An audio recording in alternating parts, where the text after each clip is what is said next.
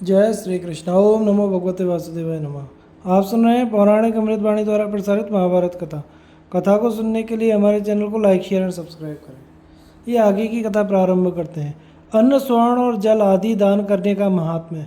युधिष्ठिर ने पूछा, पितामह, जिस राजा को दान देने की इच्छा हो वह इस लोक में गुणवान ब्राह्मणों को किन किन वस्तुओं का दान करे, किस वस्तु को देने से ब्राह्मण तुरंत प्रसन्न हो जाते हैं और कौन सा दान इस लोक और परलोक में भी फल देने वाला होता है, इस विषय का विस्तार से वर्णन कीजिए। भीष्म जी ने कहा, युधिष्ठिर, पूर्व काल की बात है। एक बार मैंने देवर्षि नारद से इस विषय में प्रश्न किया था। उन्होंने मेरे प्रश्न के उत्तर में जो कुछ कहा वही तुम्हें बता रहा हूँ, सुनो। नारद जी ने कहा, देवता और ऋषि अन्न की ही प्रशंसा करते हैं। अन्न से ही लोक यात्रा का निर्वाह होता है, उसी से बुद्धि को स्फूर्ति प्राप्त होती है। अन्न ही सबका आधार है। अन्न के समान ना कोई दान था ना होगा, इसलिए मनुष्य अधिकतर अन्न का ही दान करना चाहते हैं। अन्न शरीर के बल को बढ़ाने वाला है। अन्न के ही आधार पर प्राण टिके हुए हैं और संपूर्ण जगत को अन्न ने ही धारण कर रखा है। संसार में गृहस्थ, वानप्रस्थ और सन्यासी भी अन्न से ही जीते हैं। अन्न से ही सबके प्राणों की रक्षा होती है, यह बात किसी से छिपी नहीं है। अतः जो अपना कल्याण चाहता है वह अन्न के लिए दुखी बाल बच्चों वाले महात्मा ब्राह्मण को और सन्यासी को अन्नदान करे। जो याचना करने वाले सुपात्र ब्राह्मण को अन्नदान देता है वह परलोक में अपने लिए एक अच्छा खजाना संग्रह करता है।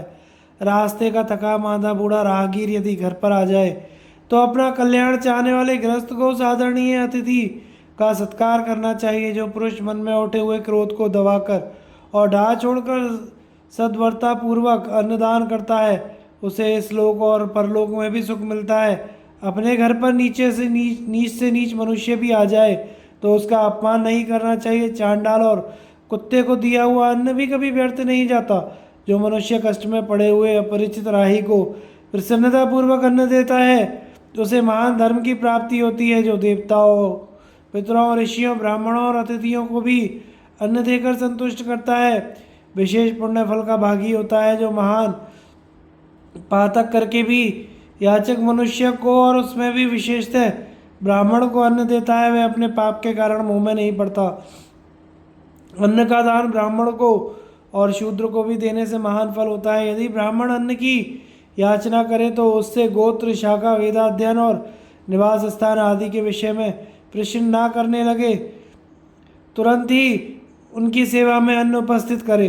जैसा किसान अच्छी वृष्टि मनाया करते हैं उसी प्रकार पितर भी यह सोचा करते हैं, क्या कभी हमारा भी पुत्र या पौत्र अन्नदान करेगा। ब्राह्मण एक महान प्राणी है। यदि स्वयं अन्न की याचना करता है तो कोई सकाम मनुष्य हो या निष्काम वह उसे दान करके अवश्य पुण्य प्राप्त करे। ब्राह्मण ही सब मनुष्यों का अतिथि और सबसे पहले भोजन का अधिकारी है। भिक्षुक ब्राह्मण जिस घर पर जाते हैं वहाँ से यदि सत्कार पूर्वक भिक्षा पाकर लौटे तो उस घर की संपत्ति बढ़ती है। जो मनुष्य इस लोक में सदा अन्न, गृह और मिष्टान्न का दान करता है वह देवताओं से सम्मानित होकर स्वर्गलोक में निवास करता है। अन्न ही मनुष्यों के प्राण है। अतः अन्न दान करने वाला मनुष्य पशु, पुत्र, धन, भोग, बल और रूप भी प्राप्त करता है। जो पुरुष अन्नदान करता है वह संसार में प्राणदाता और सर्वस्व देने वाला कहलाता है। अतिथि ब्राह्मण को विधि पूर्वक अन्नदान देकर मनुष्य परलोक में सुख पाता है और देवता भी उसका आदर करते हैं। युधिष्ठिर, ब्राह्मण सर्वश्रेष्ठ प्राणी और उत्तम क्षेत्र है। वहाँ जो बीज बोया जाता है वह महान पुण्य फल देने वाला है। अन्न का दान ही एक ऐसा दान है जो दाता और भोक्ता दोनों को प्रत्यक्ष रूप से संतोष देने वाला होता है। इसके सिवा जितने दान हैं उनका फल तो परोक्ष है। अन्न से ही संतान की उत्पत्ति होती है। अन्न से ही धर्म, अर्थ, काम की सिद्धि होती है और अन्न ही रोगों के नाश का कारण है। पूर्व काल में प्रजापति ने अन्न को अमृत बतलाया है। अन्न का आहार न मिलने पर शरीर में रहने वाले पांचों तत्व नष्ट हो जाते हैं। यदि अन्न खाने को न मिले तो बड़े बड़े बलवानों का बल भी क्षीण हो जाता है। अन्न के बिना आमंत्रण, विवाह और यज्ञ भी नहीं हो सकते। उसके बिना वेद का ज्ञान भी भूल जाता है। यह संपूर्ण चराचर जगत अन्न के ही आधार पर टिका हुआ है। अतः विद्वानों को चाहिए कि धर्म के लिए अन्न का दान अवश्य करें। अन्न देने वाले मनुष्य को बल, ओज, यश और कीर्ति का तीनों लोकों में विस्तार होता है। जो घर पर आए हुए याचक को अन्न देता है वह सब प्राणियों और को प्राण और तेज का दान करता है। भीष्म जी कहते हैं, राजन, नारद जी ने जब मुझे इस प्रकार अन्नदान का महात्म्य बतलाया, तब से मैं सदा अन्नदान किया करता था। तुम भी ईर्ष्या और जलन त्याग कर सदा अन्न देते रहना। ब्रह्मा जी के पुत्र भगवान अत्रि का वचन है, जो स्वर्ण का दान करते हैं वे मानो याचक की संपूर्ण कामनाएं पूर्ण कर देते हैं। राजा हरिश्चंद्र ने कहा, स्वर्ण परम पवित्र, आयु बढ़ाने वाला, पितरों को अक्षय गति प्रदान करने वाला है। मनु जी कहते हैं, जल का दान सब दानों में बढ़कर है, इसलिए कुआं, बावड़ी और पोखरे खुदवाने चाहिए। जिसके खुदवाए हुए कुएं में अच्छी तरह पानी निकाल कर सदा लोगों के काम आता है, उस मनुष्य का आधा पाप नष्ट हो जाता है। जिसके खुदवाए हुए जलाशय में सदा गौ, ब्राह्मण, साधु पुरुष पानी पीते हैं, उसके समस्त कुल का उद्धार हो जाता है। जिसके बनवाए हुए तालाब में गर्मी के दिनों में भी पानी मौजूद रहता है, वह कभी भयंकर विपत्ति में नहीं पड़ता। घी दान करने से भगवान बृहस्पति, पूषा, भग, अश्विनी कुमार और अग्निदेव प्रसन्न होते हैं। घृत सबसे उत्तम औषध और यज्ञ की सर्वश्रेष्ठ वस्तु है। वह रसों में उत्तम रस है, फलदायक वस्तुओं में सर्वश्रेष्ठ फल देने वाला है। जिसे फल, यश और पुष्टि प्राप्त करने की इच्छा हो, वह पुरुष मन को वश में करके पवित्र भाव से प्रतिदिन ब्राह्मणों को घृत दान करे। जो आश्विन के महीने में ब्राह्मणों को घृत दान करता है, उसे अश्विनी कुमार प्रसन्न होकर सुंदर रूप देते हैं। जो घी मिलाया हुआ खीर ब्राह्मणों को भोजन कराता है, उसके घर पर कभी राक्षसों का आक्रमण नहीं होता।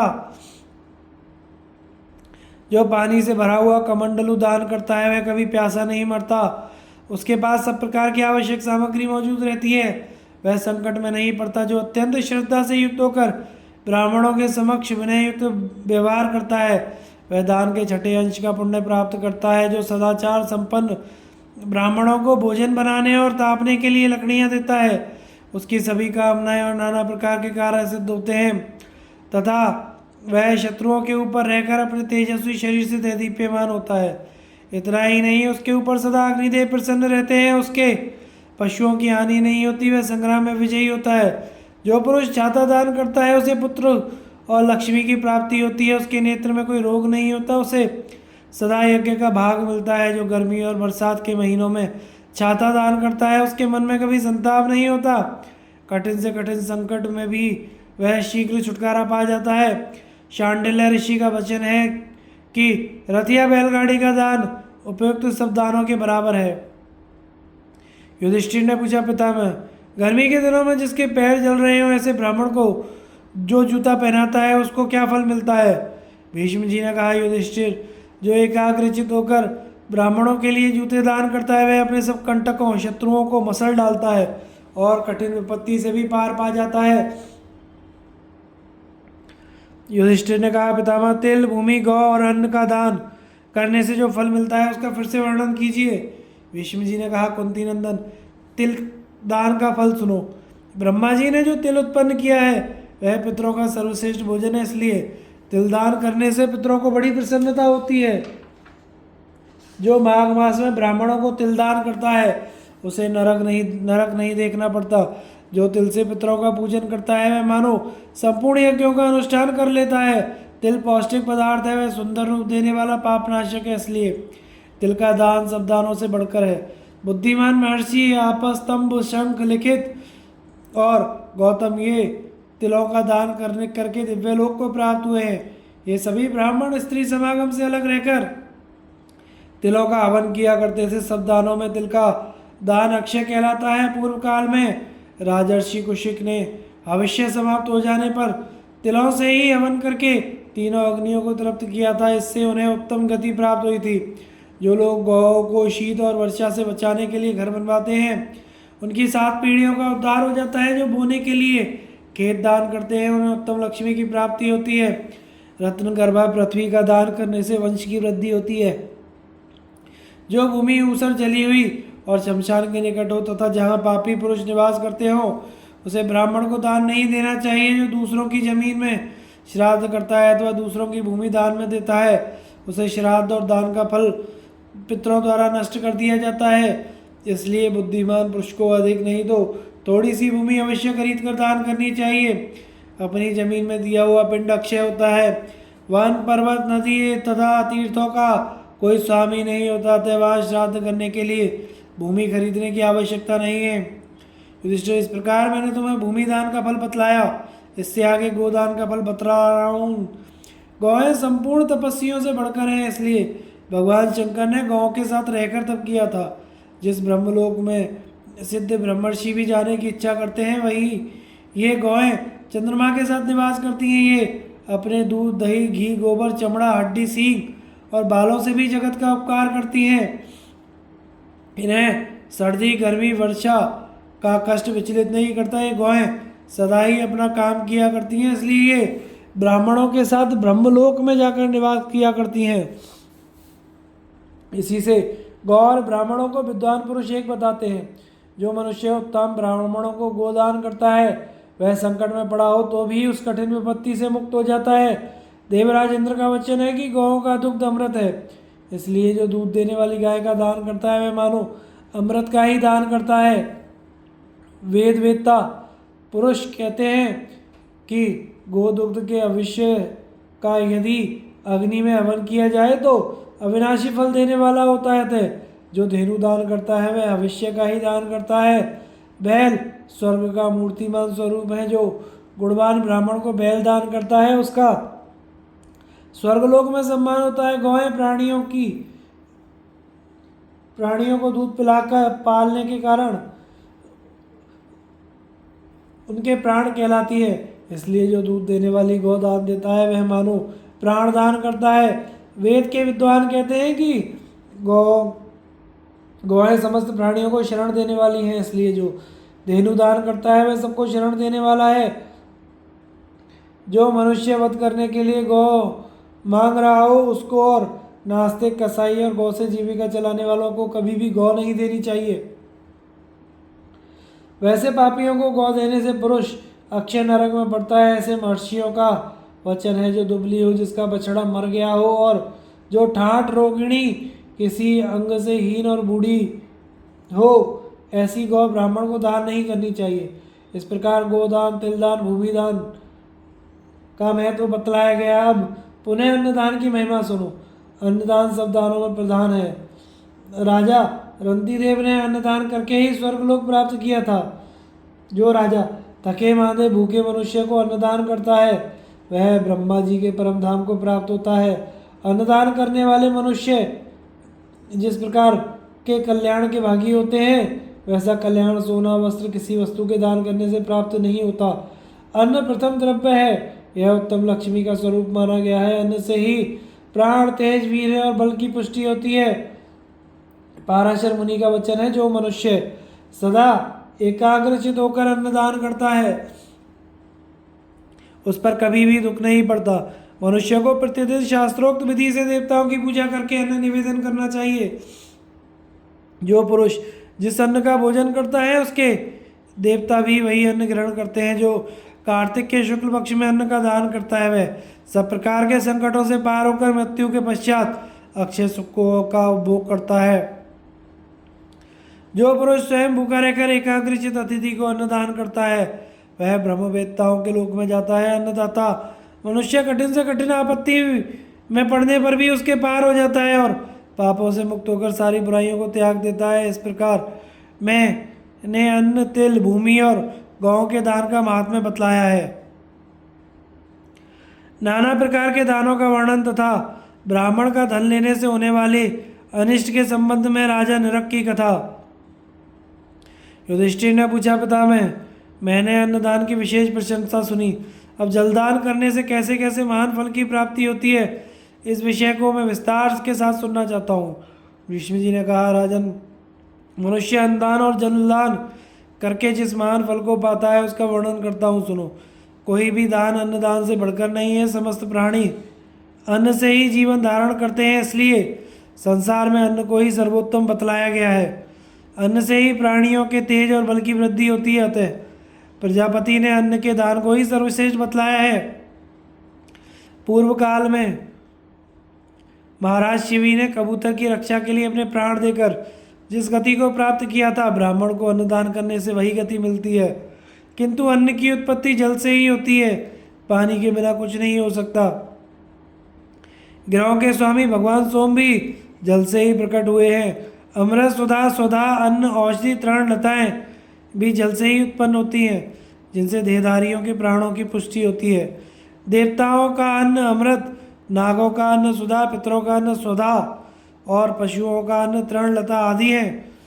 मनीषी पुरुषों ने अन्न को ही मनुष्यों का प्राण बतलाया है, किंतु सब प्रकार का अन्न जल से ही उत्पन्न होता है, अतः जलदान से बढ़कर कुछ भी नहीं है। जो मनुष्य अपना कल्याण चाहता हो उसे प्रतिदिन जल का दान करना चाहिए। यह धन, यश और आयु को बढ़ाने वाला है। जलदाता पुरुष की समस्त कामनाएं पूर्ण होती हैं और जगत में उसकी सनातन कीर्ति का विस्तार होता है। वह पापों से मुक्त होकर मरने के पश्चात अक्षय आनंद का अनुभव करता है। युधिष्ठिर ने कहा, पितामह, तिल दान, दीपदान और वस्त्र दान का महात्म्य मुझे फिर से बतलाइए। भीष्म जी ने कहा, राजन, दीप दान करने वाला मनुष्य अपने पितरों का उद्धार करता है, इसलिए देवता और पितरों के उद्देश्य से सदा दीपदान करते रहना चाहिए। इससे अपने नेत्रों का तेज बढ़ता है। रत्न दान का भी बहुत बड़ा पुण्य बतलाया गया है। जो ब्राह्मण दान में रत्न लेकर उसे बेचकर यज्ञ करता है, उसके लिए वह प्रतिग्रह भयदायक नहीं होता।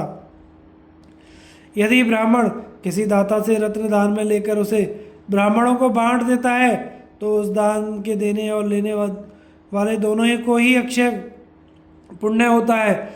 जो पुरुष स्वयं धर्म मर्यादा में स्थित होकर अपने ही समान स्थिति वाले ब्राह्मण को दान में मिली हुई वस्तु दान करता है, उन दोनों को अक्षय धर्म की प्राप्ति होती है। यह धर्मज्ञ मनु का वचन है।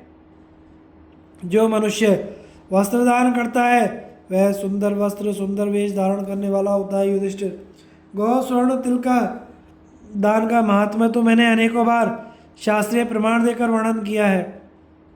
युधिष्ठिर ने कहा, दादाजी, आप दान की उत्तम विधि का फिर से वर्णन कीजिए, जिस दान को सभी लोग कर सकते हो तथा वेदों में जिसका वर्णन किया गया हो उसकी व्याख्या कीजिए। भीष्म जी ने कहा, युधिष्ठिर, गाय, भूमि और सरस्वती, इन तीनों का एक ही नाम है गौ।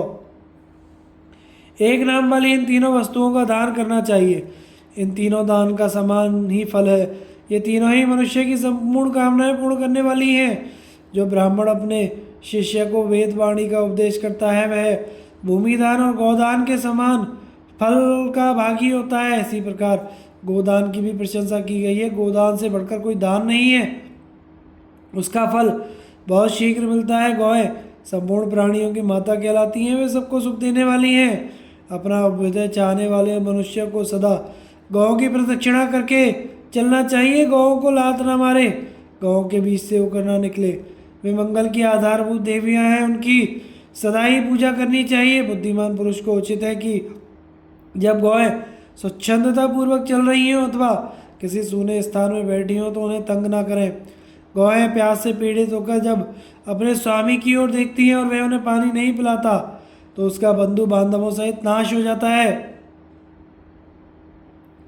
जिनके गोबर से लीपने पर देवताओं के मंदिर, पितरों के श्राद्ध के स्थान पवित्र होते हैं, उनसे बढ़कर पावन और क्या हो सकता है। जो 1 वर्ष तक प्रतिदिन भोजन के पहले दूसरे की गाय को 1 मुट्ठी घास खिलाता है, उसका वह व्रत समस्त कामनाओं को पूर्ण करने वाला होता है। उसे पुत्र, यश, धन और संपत्ति की प्राप्ति होती है तथा उसके संपूर्ण अशुभ और दुष्स्वप्न नष्ट हो जाते हैं। दुराचारी, पापी, लोभी, असत्यवादी तथा देवी यज्ञ और श्राद्ध कर्म न करने वाले ब्राह्मण को किसी तरह गौ नहीं देनी चाहिए जिसके बहुत सी संतानें हों। ऐसे याचक, श्रोत्रिय, अग्निहोत्र ब्राह्मण को 10 गौ दान करने से दाता को अत्यंत उत्तम लोकों की प्राप्ति होती है। जो जन्म देता है, जो भय से बचाता है तथा जो जीविका देता है, वे तीनों ही पिता के तुल्य हैं। इसलिए वेदांत निष्ठ, भोग्य, ज्ञानी, जितेंद्रिय, सृष्टि, यत्नशील, प्रियवादी, भूख से पीड़ित होने पर अनुचित कर्म ना करने वाले, मृदुल, शांत, अतिथि प्रेमी, सब पर समान भाव रखने वाले और स्त्री पुरुष आदि कुटुंब से युक्त ब्राह्मण की जीविका का अवश्य प्रबंध करना चाहिए। सुपात्र ब्राह्मण को गोदान करने से जितना पुण्य होता है उसका धन लेने पर उतना ही पाप लगता है। अतः किसी भी अवस्था में ब्राह्मण के धन का अपहरण ना करें तथा उनकी स्त्रियों पर तो दूर से दृष्टि ना डालें।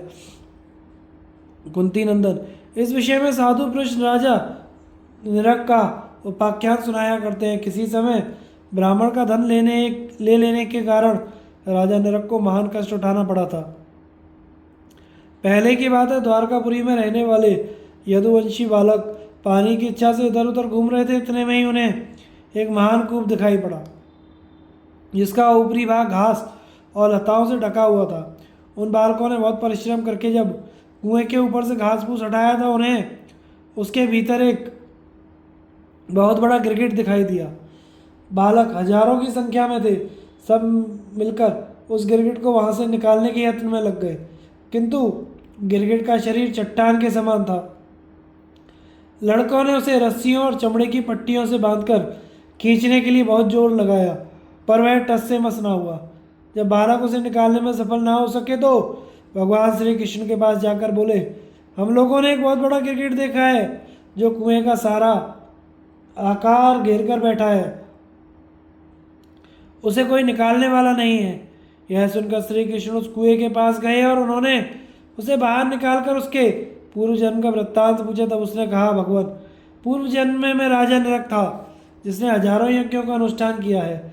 उसकी बात सुनकर श्री कृष्ण बोले, राजन, आपने तो सदा पुण्य के ही काम किए हैं, आपके द्वारा कभी भी पाप नहीं हुआ, फिर आपको ऐसी दुर्गति क्यों मिली? हमने सुना है कि आपने पहले कई बार मिलाकर 81,200,000 गौएं ब्राह्मणों को दान किए हैं। उस गोदान का फल कहाँ चला गया?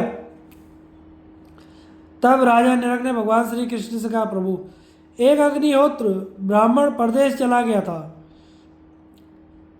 उसके पास एक गाय थी जो एक दिन अपने स्थान से भागकर मेरी गौओं के झुंड में आ मिली। मेरे ग्वालों ने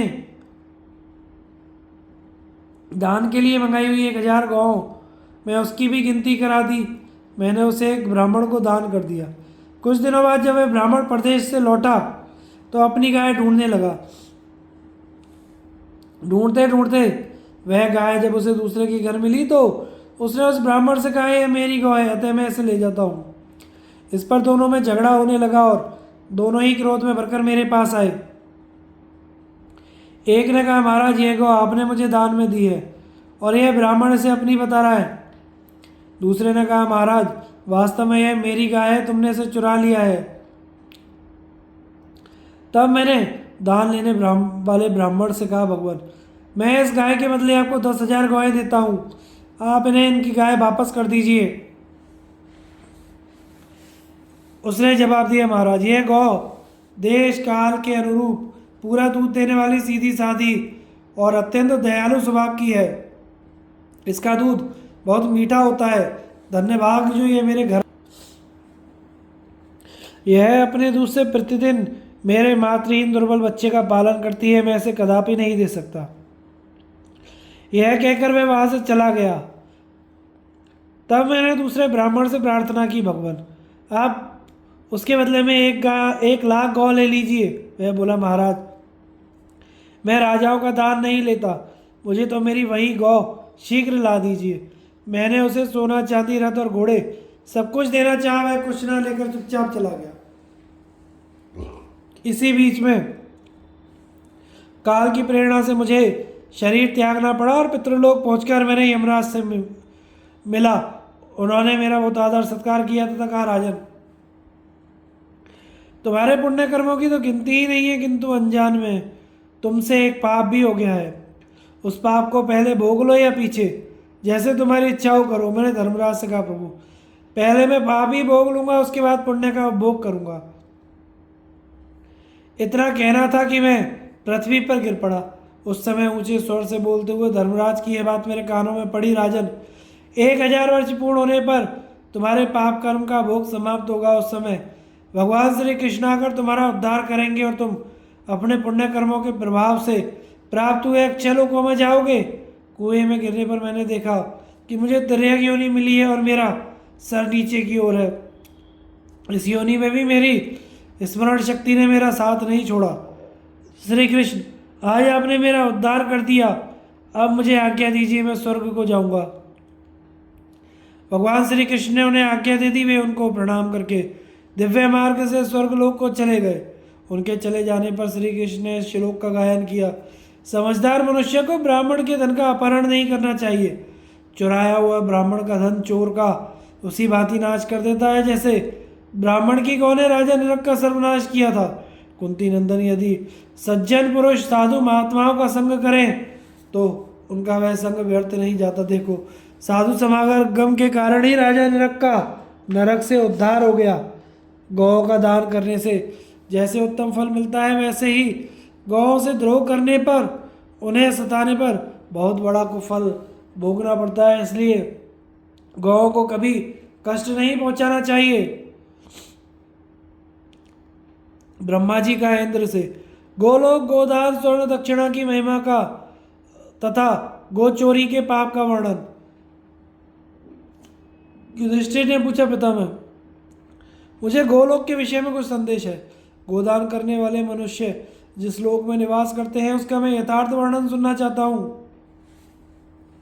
भीष्म जी ने कहा, युधिष्ठिर, इस विषय में जानकार लोग एक प्राचीन इतिहास का उदाहरण दिया करते हैं। एक बार इंद्र ने ब्रह्मा जी से इस प्रकार प्रश्न किया, भगवान, मैं देखता हूँ कि गोलोक निवासी पुरुष अपने तेज से स्वर्गवासियों की कांति फीकी करते हुए उन्हें लांघ कर आगे चले जाते हैं।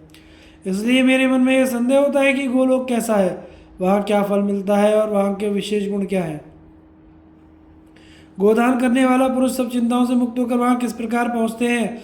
गोदान ना करने पर उसका फल कैसे मिलता है। बहुत दान करने वाला मनुष्य थोड़ा दान करने वाले के समान तथा थोड़ा दान करने वाला पुरुष अधिक दान करने वाले के तुल्य किस प्रकार हो जाता है। ये सब बातें मुझे यथार्थ रूप से बतलाइए। ब्रह्मा जी ने कहा, इंद्र, गौ के लोक अनेक प्रकार के हैं, मैं उन सबको देखता हूँ और पतिव्रता स्त्रियाँ भी उन सब लोकों को देख सकती हैं। उत्तम व्रत का पालन करने वाले शुद्ध चेता ब्रह्मर्षि तो अपने शुभ कर्मों के प्रभाव से उन लोगों में सशरीर पहुंच जाते हैं। श्रेष्ठ व्रत के आचरण में लगे हुए योगी पुरुष समाधि अवस्था में अथवा मृत्यु के समय जब शरीर से संबंध त्याग देते हैं तो वे अपनी शुद्ध चित्ती के द्वारा स्वप्न की भांति दिखने वाले उन लोगों का यहाँ से भी दर्शन करते हैं। अब तुम उन लोगों के गुणों का वर्णन सुनो। वहाँ काल, बुढ़ापा अथवा अग्नि का जोर नहीं चलता, किसी का किंचित भी अमंगल नहीं होता, वहाँ न रोग है न शोक। इंद्र, वहाँ की गौएं अपने मन में जिस जिस वस्तु की इच्छा करती हैं वह सब उन्हें प्राप्त हो जाता है। ये मेरी प्रत्यक्ष देखी हुई बात है। वे जहाँ जाना चाहती हैं जाती हैं, जैसे चलना चाहती हैं चलती हैं और संकल्प मात्र से ही संपूर्ण कामनाओं का उपभोग करती हैं। बावड़ी, तालाब, नदियाँ, तरह तरह के वन, गृह, पर्वत आदि सभी वस्तुएं वहाँ उपलब्ध हैं जो संपूर्ण प्राणियों को मनोरम जान पड़ती हैं। वहाँ की वस्तुओं पर सबका समान अधिकार देखा जाता है। इतना विशाल दूसरा कोई लोक नहीं है। जो पुरुष सब कुछ सहने वाले, क्षमाशील, दयालु, गुरुजनों की आज्ञा में रहने वाले और अहंकार रहित हैं, उन्हीं का गोलोक में प्रवेश होता है। जो किसी का मांस नहीं खाता, जिसका हृदय पवित्र भावों से भरा हुआ है, जो धर्मात्मा, माता पिता का भक्त, सत्यवादी, ब्राह्मणों की सेवा में संलग्न, निंदा से रहित, गौओं और ब्राह्मणों पर क्रोध न करने वाला, धर्मपरायण, गुरु सेवक, जीवन भर सत्यव्रत लेने वाला, दानी, अपराधी को भी क्षमा देने वाला, मृदुल, जितेंद्रिय, देव पूजक, सबका आतिथ्य सत्कार करने वाला तथा दयावान है। ऐसे ही गुणों वाला मनुष्य उस सनातन एवं अविनाशी गोलोक में जाता है। पर स्त्रीगामी, गुरु हत्यारा, सत्यवादी, बकवादी, ब्राह्मणों से बैर रखने वाला, मित्रद्रोही, ठग, कृतघ्न, शठ, कुटिल, धर्मद्वेषी, ब्रह्म हत्यारा, इन सब दोषों से युक्त दुरात्मा मनुष्य मन से कभी भी गोलोक का दर्शन नहीं कर सकता, क्योंकि वहाँ पुण्यात्माओं का निवास है। इंद्र, यह सब मैंने विशेष रूप से गोलोक का महात्मा बतलाया है। अब गोदान करने वालों को जो फल प्राप्त होता है उसे सुनो। जो पुरुष अपनी पैतृक संपत्ति से प्राप्त हुए धन द्वारा गौएं खरीद कर दान करता है, वह उस धन से धर्मपूर्वक उपार्जित किए हुए अक्षय लोकों को प्राप्त होता है। पिता के हिस्से से जो गौएं न्यायपूर्वक प्राप्त हुई हैं, उनका दान करने से दाता को अक्षय लोक मिलते हैं। जो पुरुष दान में गौ लेकर फिर उसका शुद्ध हृदय से दान करता है, उसे अक्षय लोकों की प्राप्ति होती है। जो जन्म से ही सदा सत्य बोलता, जितेंद्रिय रहता, गुरु तथा ब्राह्मण के अपराध को सह लेता और क्षमावान होता है, वह गोलोक में जाता है। ब्राह्मण को कभी कुवाच्य नहीं बोलना चाहिए, मन से गौ की बुराई नहीं करनी चाहिए। जो ब्राह्मण गौ के समान वृत्ति से रहता है, गौ को घास आदि खिलाता है, सत्य एवं धर्म में परायण रहता है। यदि वह एक गौ भी दान करे तो उसे 1000 गोदान का फल मिलता है। जो पुरुष सदा उद्यत रहकर उपयुक्त विधि से वर्ताव करता है तथा जो सत्यवादी, गुरु सेवक, दक्ष, क्षमाशील, देवभक्त, शांतचित्त, पवित्र, ज्ञानवान, धर्मात्मा, अहंकार शून्य होता है, वह यदि पूर्वोक्त विधि से ब्राह्मण को दूध देने वाली गाय का दान करे तो उसे महान फल की प्राप्ति होती है। वह सदा एक वक्त भोजन करके नित्य गोदान करता है, सत्य में स्थित होता है, गुरु की सेवा और वेदों का स्वाध्याय करता है, इसके मन में गौओं के प्रति भक्ति है, जो गौओं को दान देकर प्रसन्न होता है तथा जन्म से ही गौओं को प्रणाम करता है, उसको मिलने वाले फल का वर्णन सुनो। राजसूय यज्ञ का अनुष्ठान करने से जिस फल की प्राप्ति होती है तथा वह उसे स्वर्ण की दक्षिणा देकर यज्ञ करने से जो फल मिलता है, उपयुक्त मनुष्य भी उसके समान ही फल का भागी होता है। यह सिद्ध संत, महात्मा एवं ऋषियों का वचन है। जो गौ सेवा का व्रत लेकर प्रतिदिन भोजन से पहले गौ को गोग्रास अर्पण करता है तथा शांत एवं निर्लोभ होकर सदा सत्य का पालन करता रहता है, वह प्रतिवर्ष 1000 गोदान करने के पुण्य का भागी होता है। जो एक वक्त भोजन करके दूसरे वक्त के बचाए हुए भोजन से गाय खरीद कर दान करता है, वह उस गौ के जितने रोए होते हैं उतने गौों के दान का अक्षय फल प्राप्त करता है। गौ के रोम रोम में अक्षय लोगों का निवास माना गया है। जो संग्राम में गौों को जीतकर उन्हें दान देता है, वह उस पुरुष का वह दान अपने को बेचकर दान करने के समान माना जाता है। जो व्रत परायण पुरुष गौों के अभाव में तिल की गौ बनाकर दान देता है, उसको वह गौ बड़े भारी संकट से पार कर देती है तथा दूध की नदी में नहाकर प्रसन्न होता है। केवल गौ का दान कर देना ही प्रशंसा की बात नहीं है। दान करते समय पात्र, काल, गो विशेष, गोदान की विधि, समय, ज्ञान, ब्राह्मण और गाय के अंतर पर भी ध्यान कर लेना चाहिए।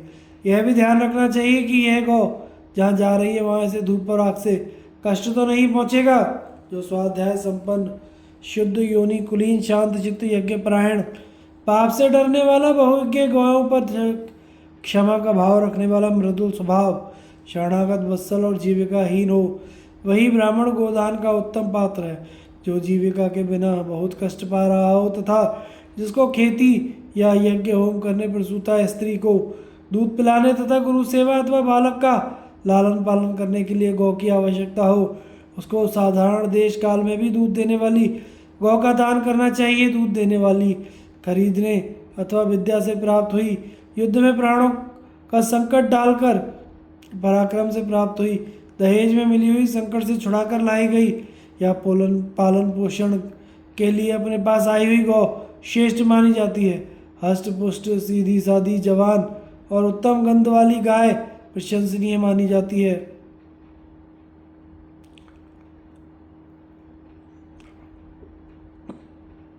जैसे गंगा सब नदियों में श्रेष्ठ है, उसी प्रकार कपिला गौ सब गौ में उत्तम है। गोदान की विधि इस प्रकार है। दाता 3 रात तक उपवास करके केवल पानी के आधार पर रहे, पृथ्वी पर शयन करे, गौओं को घास भूसा खिलाकर पूर्ण तृप्त करे, तत्पश्चात ब्राह्मणों को भोजन आदि से संतुष्ट करके उन्हें भी गौएं दान करे। उन गौओं के साथ दूध पीने वाले हष्टपुष्ट बछड़े भी होने चाहिए तथा गौएं भी ऐसी हो जो अच्छी तरह चल फिर सकें। गोदान के पश्चात 3 दिन तक केवल गोरस पीकर रहना चाहिए। जो गौ सीधी सादी हो, दूसरे समय तंग ना करती हो, जिसके बछड़े सुंदर हो, जो बंधन तोड़कर भागती ना हो, ऐसी गौदान करने से उसके शरीर में जितने रोए होते हैं उतने वर्षों तक दाता परलोक में सुख पाता है। जो मनुष्य ब्राह्मण को बोझ उठाने में समर्थ, जवान, बलिष्ठ, सीधा साधा, हल खींचने वाला, शक्तिशाली बैल दान करता है, वह 10 गौ देने वाले लोगों को प्राप्त कर होता है। जो दुर्गम वन में फंसे हुए ब्राह्मणों और गौओं का उद्धार करता है, वह एक ही क्षण में समस्त पापों से मुक्त हो जाता है तथा उसे नाना प्रकार के दिव्य लोकों की प्राप्ति होती है। इतना ही नहीं, वह गौओं से अनुग्रहित होकर सर्वत्र पूजित होता है। जो मनुष्य उपयुक्त विधि से वन में रहकर गौओं का अनुसरण करता है तथा निष्प्रय, संयमी, पवित्र होकर घास पत्ते गोबर खाता हुआ जीवन व्यतीत करता है अथवा जहाँ रहने की उसकी इच्छा होती है उन्हीं लोकों में गमन करता है। इंद्र ने पूछा, भगवान यदि कोई जानबूझकर दूसरे की गौ का अपहरण करे अथवा धन के लोभ से उसे बेच डाले तो उसकी क्या गति होती है? ब्रह्मा जी ने कहा, जो उस श्रृंखलतावश मांस बेचने के लिए गौ की हिंसा करते या गौ मांस खाते हैं तथा जो स्वार्थवश कसाई को गाय मारने की सलाह देते हैं, ये सब महान पाप के भागी होते हैं। गौ को मारने वाला, उसका मांस खाने वाला तथा उसकी हत्या का अनुमोदन करने वाले पुरुष गौ के शरीर में जितने रोए होते हैं उतने वर्षों तक नरक में पड़े रहते हैं। ब्राह्मण का यज्ञ नष्ट करने वाले पुरुष को जैसे जितने पाप लगते हैं, दूसरों की गौ चुराने और बेचने में भी वे ही दोष बतलाए गए हैं। जो दूसरे की गाय चुराकर ब्राह्मणों को दान करता है, वह गौ के दान के पुण्य भोगने के लिए जितने समय शास्त्रों में बताया गया है उतने ही समय तक नरक भोगता है। गोदान करने से मनुष्य अपनी 7 पीढ़ी पहले के पितरों को और 7 पीढ़ी आने वाली संतानों का उद्धार करता है, किंतु यदि उसके साथ सोने की दक्षिणा भी दी जाए तो उस दान का फल दूना मिलता है। स्वर्ण का दान सबसे उत्तम दान है। स्वर्ण की दक्षिणा सबसे श्रेष्ठ है तथा पवित्र करने वाली वस्तुओं में स्वर्ण ही सबसे अधिक पावन है। स्वर्ण संपूर्ण कुल को पवित्र करने वाला बताया गया है। इस प्रकार मैंने तुमसे संक्षेप में दक्षिणा की बात बतलाई है। भीष्म जी कहते हैं, युधिष्ठिर, उपयुक्त उपदेश ब्रह्मा जी ने इंद्र को दिया था। इंद्र ने राजा दशरथ को, राजा दशरथ ने अपने पुत्र श्री रामचंद्र जी को, श्री रामचंद्र जी ने प्रिय भ्राता लक्ष्मण को, लक्ष्मण ने वनवास के समय ऋषियों को दिया था। इस प्रकार परंपरा से प्राप्त हुए इस उपदेश को उत्तम व्रत का पालन करने वाले ऋषि और धार्मिक राजा लोग धारण करते आ रहे हैं। मुझसे मेरे उपाध्याय परशुराम जी ने इस विषय का वर्णन किया था। जो ब्राह्मण अपनी मंडली में बैठकर प्रतिदिन इस उपदेश को दोहराता है और यज्ञ तथा गोदान के समय भी इसकी चर्चा करता है, उसको सदा ही अक्षय लोक प्राप्त होते हैं। व्रत, नियम और दम आदि की प्रशंसा तथा गोदान की विधि। युधिष्ठिर ने पूछा, दादाजी, व्रतों और नियमों का क्या और कैसा फल बतलाया गया है? स्वाध्याय करने, दान देने, वेदों का स्मरण रखने और वेद पढ़ाने का क्या फल होता है? जो स्वयं पढ़कर दूसरों को पढ़ाता है उसे किस फल की प्राप्ति होती है? जो अपने कर्तव्य का पालन करने वाले शूरवीरों को क्या क्या फल मिलता है? शौच, ब्रह्मचर्य का पालन, माता पिता तथा आचार्य की सेवा करने से कैसे फल की प्राप्ति होती है? इन बातों को मैं यथार्थ रूप से जानना चाहता हूँ। भीष्म जी ने कहा, युधिष्ठिर, जो पुरुष शास्त्रोक्त विधि से किसी व्रत को आरंभ करके उसका अखंडता से पालन करते हैं उन्हें सनातन लोकों की प्राप्ति होती है। संसार में नियमों का पालन का प्रत्यक्ष फल देखा जाता है। तुमने भी यह यज्ञ नियमों का ही फल प्राप्त किया है। वेदों के सम्यक स्वाध्याय का फल भी इस लोक में और परलोक में दृष्टिगोचर होता है। वेदाध्ययन करने वाला पुरुष यही लोक में भी सुखी होता है और परलोक में भी आनंद का अनुभव करता है। राजन, और तुम विस्तार के साथ दम, इंद्रिय संयम के फल का वर्णन सुनो। जितेंद्रिय पुरुष सर्वत्र सुखी और सर्वत्र संतुष्ट रहते हैं। वे जहाँ चाहते हैं चले जाते हैं।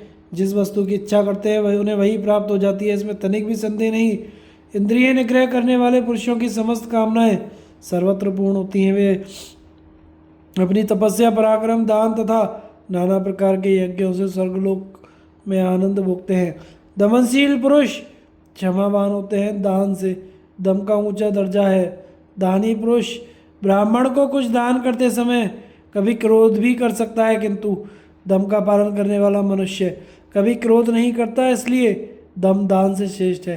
दान करते समय क्रोध आ जाए तो वह दान के फल को नष्ट कर देता है, किंतु जो क्रोध रहित होकर दान करता है उसे सनातन लोकों की प्राप्ति होती है।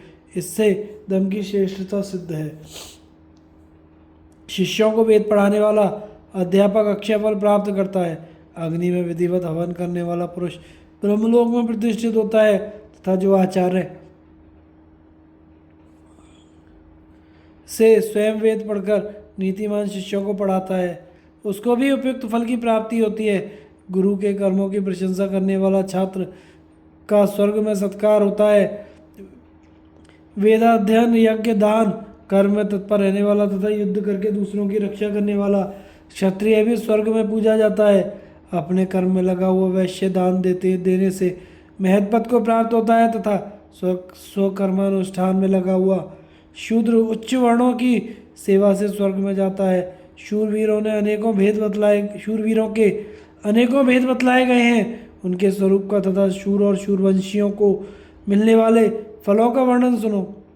जो यज्ञ करने में उत्साह के साथ लगे रहते हैं वे यज्ञशूर कहलाते हैं और दृढ़तापूर्वक इंद्रियों का दमन करने वालों को दमशूर कहा जाता है। इसी प्रकार कितने ही सत्यशूर, युद्धशूर, दानशूर, सांख्यशूर, योगशूर, वनवासशूर, गृहवासशूर, त्यागशूर, आर्जवशूर, मनोनिग्रहशूर, नियमशूर, वेदाध्ययनशूर, अध्यापनशूर, गुरुशुरूषाशूर, पितृसेवाशूर, मातृसेवाशूर, भिक्षाशूर तथा अतिथि पूजन शूर होते हैं।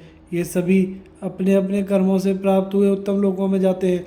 संपूर्ण वेदों को धारण करने और समस्त तीर्थों में डुबकी लगाने का पुण्य भी सदा सत्य बोलने वाले पुरुष के पुण्य के बराबर ही शायद ही हो सकता है। यदि तराजू के एक पल्ले में 1000 अश्वमेघ यज्ञों का फल तथा दूसरे पल्ले में केवल सत्य को रखा जाए तो 1000 अश्वमेघ यज्ञ की अपेक्षा सत्य का ही पलड़ा भारी रहता है। सत्य के प्रभाव से सूर्य तपते हैं, सत्य से अग्नि प्रज्वलित होती है और सत्य से ही वायु का सर्वत्र संचार होता है। सब कुछ सत्य पर ही टिका हुआ है। देवता, पितर, ब्राह्मण सत्य से ही प्रसन्न होते हैं। सत्य सबसे बड़ा धर्म बतलाया गया है, अतः सत्य का कभी उल्लंघन नहीं करना चाहिए। ऋषि मुनि सत्यपरायण, सत्य पराक्रमी तथा सत्य प्रतिज्ञ होते हैं, इसलिए सत्य सर्वश्रेष्ठ है। सत्य बोलने वाले मनुष्य स्वर्ग का आनंद लेते हैं। इस प्रकार मैंने दम और सत्य से मिलने वाले फल का सब प्रकार से वर्णन कर दिया। जिसका हृदय विनयशील है वह निस्संदेह स्वर्ग में सम्मानित होता है। अब तुम ब्रह्मचर्य के गुणों का वर्णन सुनो। जो जन्म से लेकर मृत्यु काल तक ब्रह्मचारी बना रहता है उसके लिए संसार में कुछ भी दुर्लभ नहीं है। ब्रह्मलोक में ऐसे करोड़ों ऋषि निवास करते हैं जो इस लोक में सदा सत्यवादी, जितेंद्रिय, ऊर्ध्वरेता, नैष्ठिक ब्रह्मचारी थे। राजन, यदि ब्रह्मचर्य का पालन किया जाए तो वह संपूर्ण पापों को भस्म कर डालता है। ब्राह्मण को तो विशेष रूप से ब्रह्मचर्य का पालन करना चाहिए क्योंकि ब्राह्मण अग्नि का स्वरूप समझा जाता है। तपस्वी ब्राह्मणों में यह बात प्रत्यक्ष देखी जाती है। ब्रह्मचारी के कुपित होने से इंद्र भी डरते हैं। ब्रह्मचर्य का यह फल यहाँ ऋषियों में पूर्ण रूप से दृष्टिगोचर होता है। अब तुम माता पिता और गुरुजनों का पूजन करने से जो धर्म होता है उसके विषय में सुनो।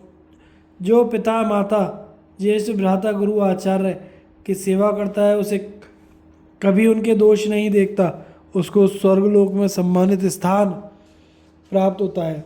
उसे कभी नरक का दर्शन नहीं करना पड़ता। युधिष्ठिर ने कहा, पितामह, मैं गोदान की उत्तम विधि का यथार्थ रूप से श्रवण करना चाहता हूँ जिससे सनातन लोकों की प्राप्ति हो। भीष्म जी ने कहा, बेटा, गोदान से बढ़कर कुछ भी नहीं है। यदि न्यायपूर्वक प्राप्त हुई गौ का दान किया जाए तो वह समस्त कुल का तत्काल उद्धार कर देती है। इसलिए तुम आदिकाल से प्रचलित हुई गोदान विधि का श्रवण करो।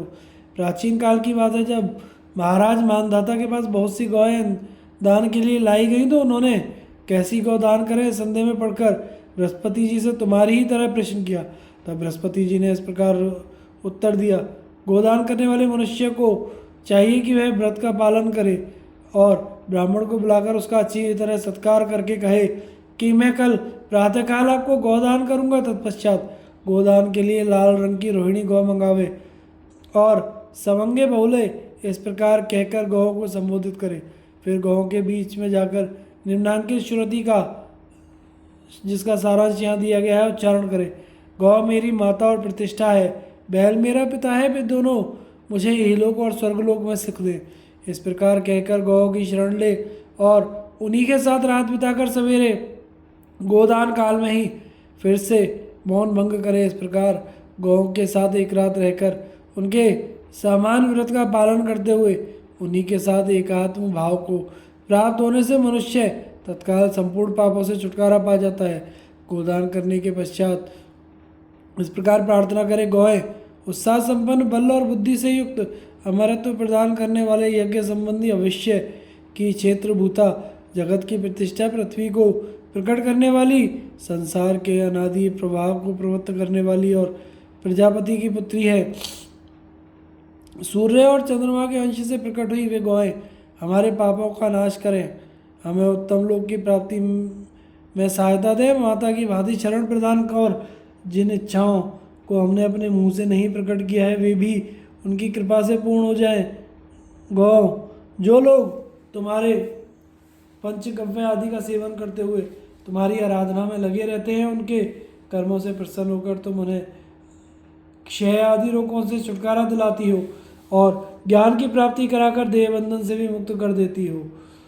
जो मनुष्य तुम्हारी सेवा किया करते हैं उनके कल्याण के लिए तुम सरस्वती नदी की भांति सदा प्रयत्नशील रहती हो। गौ माताओं, हमारे ऊपर प्रसन्न हो जाओ और हमें समस्त पुण्य के द्वारा प्राप्त होने वाली अभिष्ट गति प्रदान करो। इसके बाद दाता निम्नांकित आधे श्लोक का उच्चारण करें।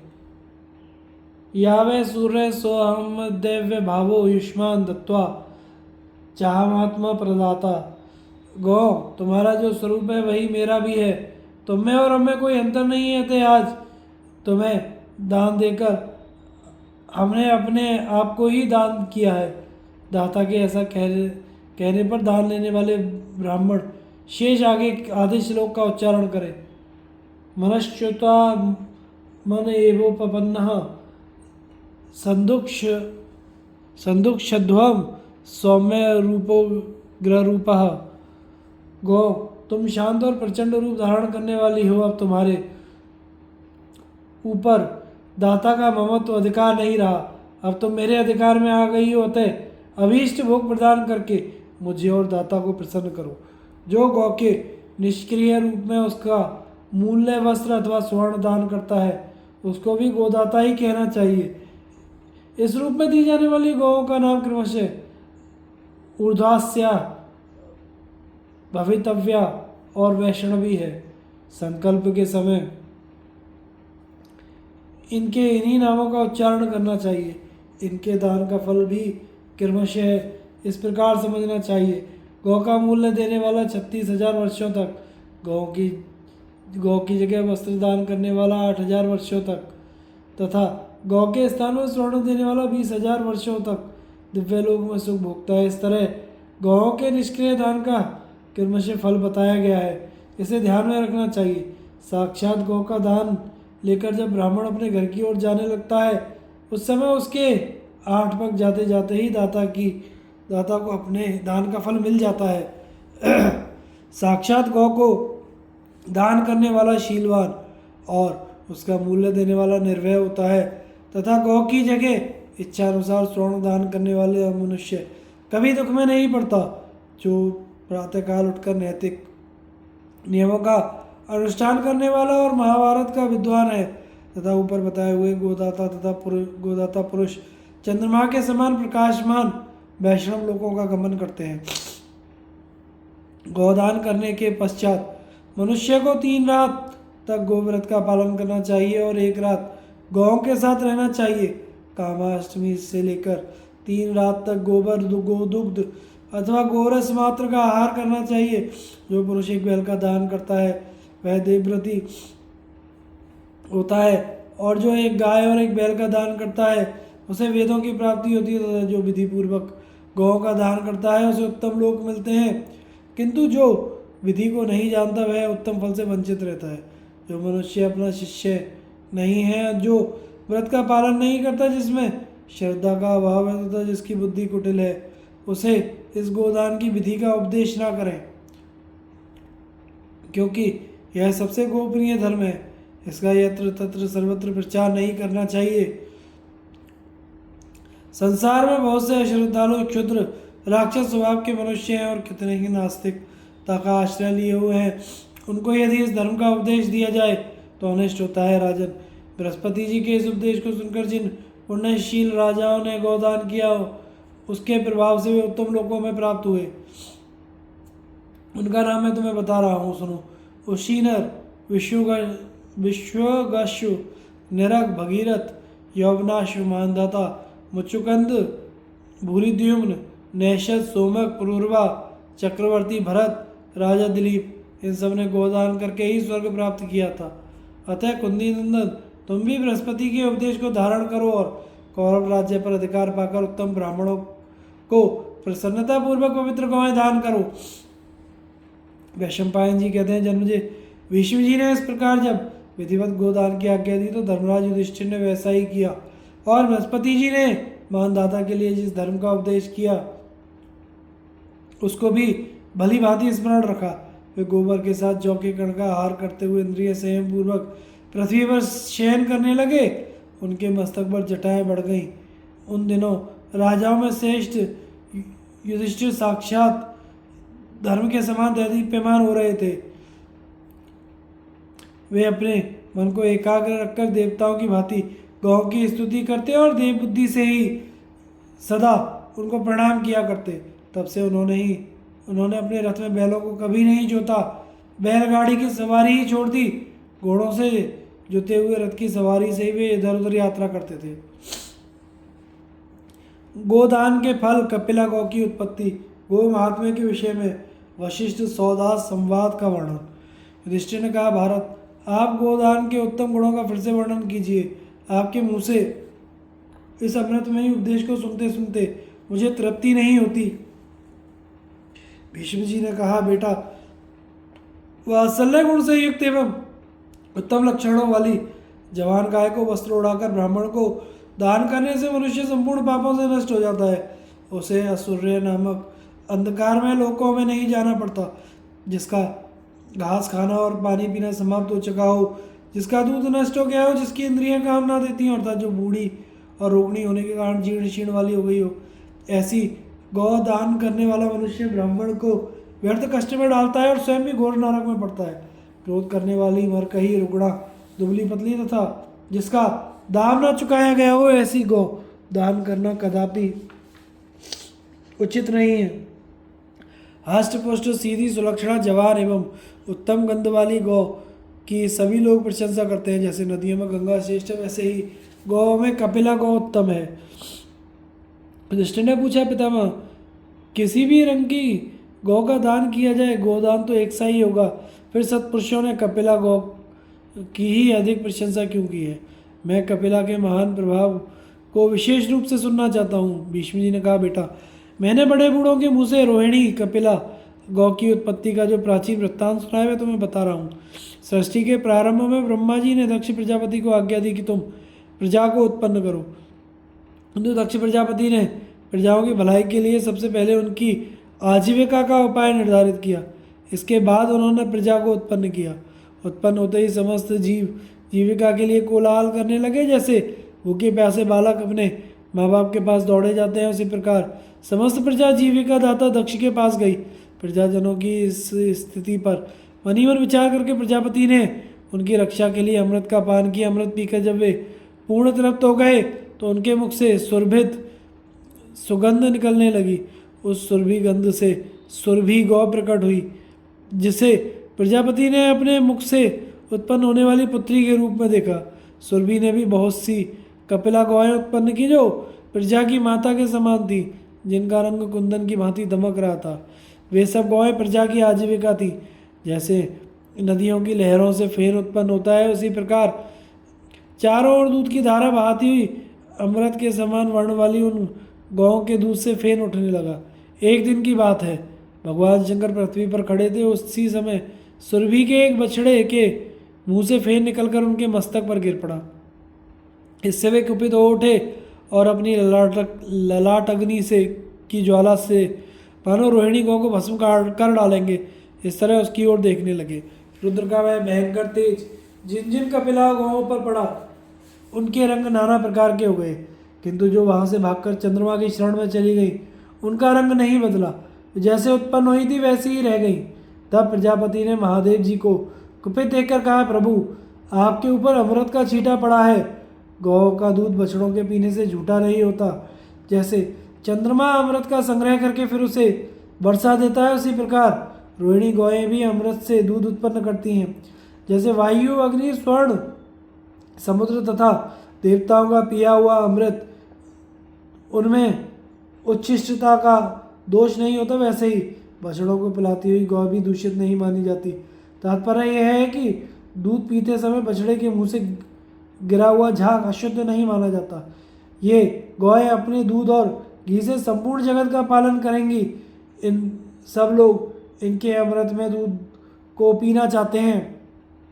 ऐसा कहकर प्रजापति दक्ष ने महादेव जी को बहुत सी गौएं और एक बैल भेंट किए। इसी उपाय से उनके चित्त को शांत किया। महादेव जी ने भी प्रसन्न होकर उस वृषभ को अपना वाहन बनाया और उसी के चिन्ह से अपनी ध्वजा सुशोभित की।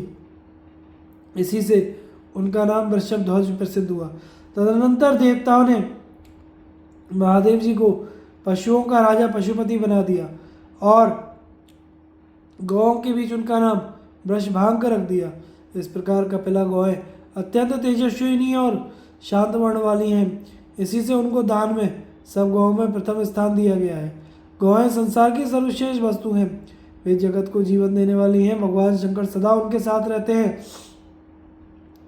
वे चंद्रमा से निकले हुए अमृत से उत्पन्न हुई हैं तथा शांत पवित्र समस्त कामनाएं पूर्ण करने वाली और जगत को प्राणदान देने वाली हैं। अतः गोदान करने वाला मनुष्य संपूर्ण कामनाओं का दाता माना जाता है।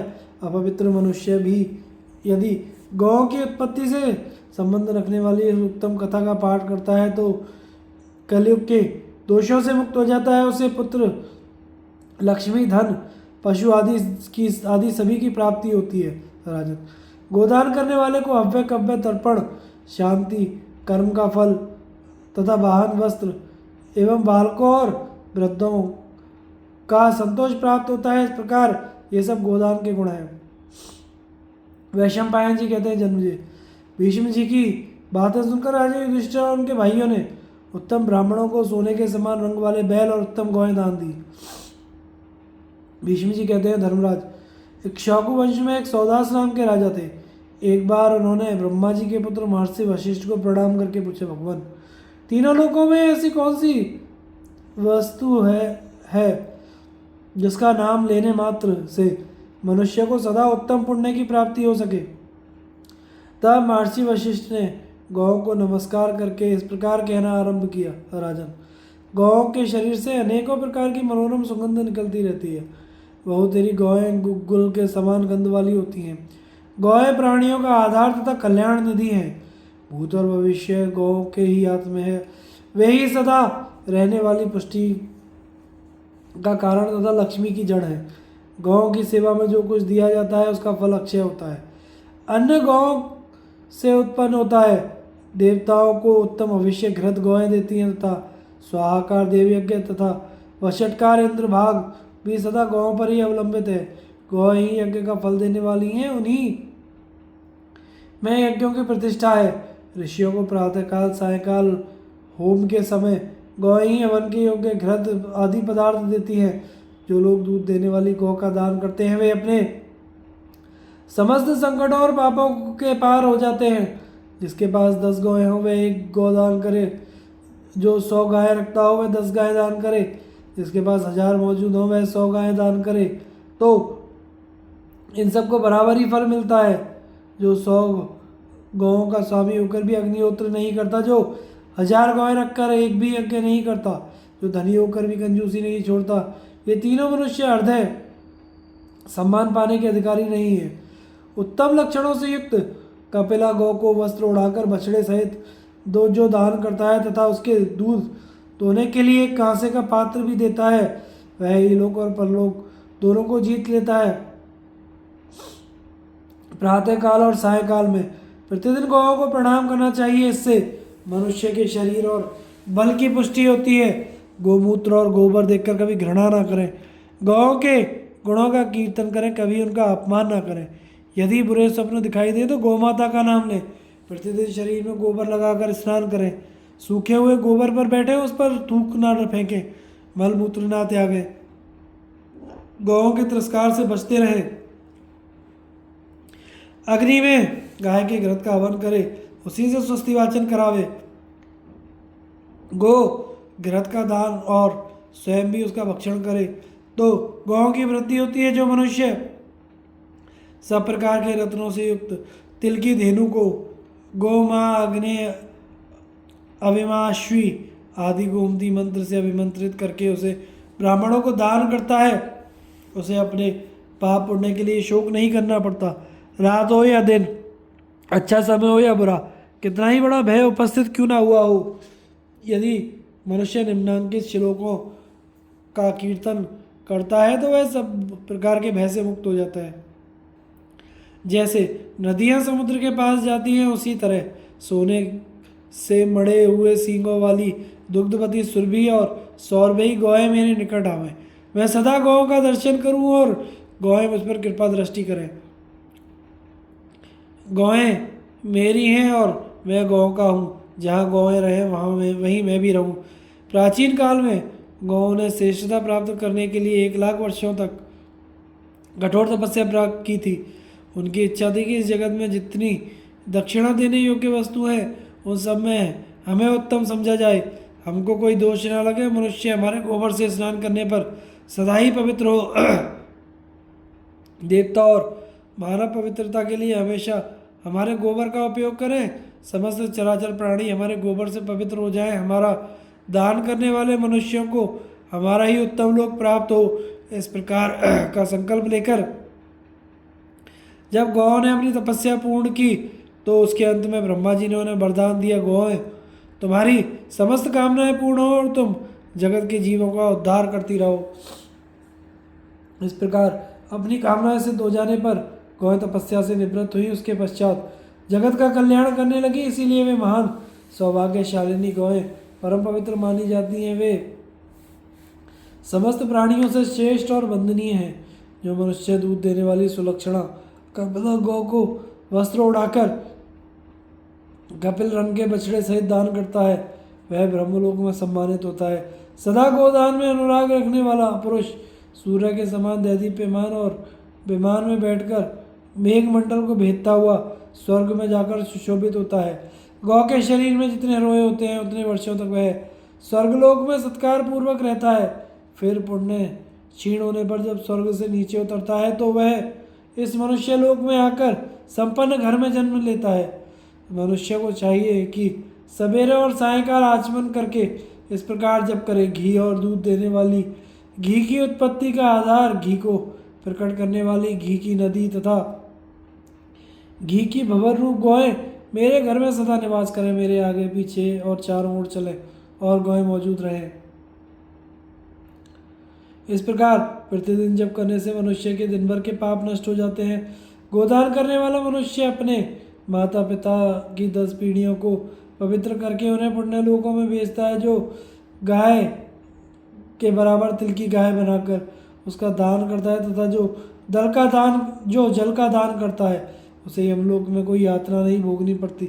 गौ सबसे अधिक पवित्र, जगत की प्रतिष्ठा और देवताओं की माता, उसका स्पर्श, उसकी प्रदक्षिणा करें।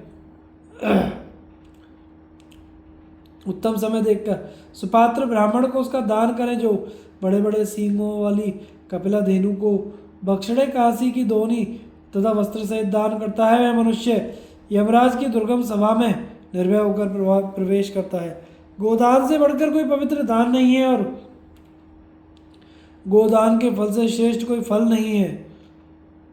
संसार में गौ से बढ़कर दूसरा कोई उत्कृष्ट प्राणी नहीं है, जिससे उसने समस्त चराचर जगत को व्याप्त कर रखा है।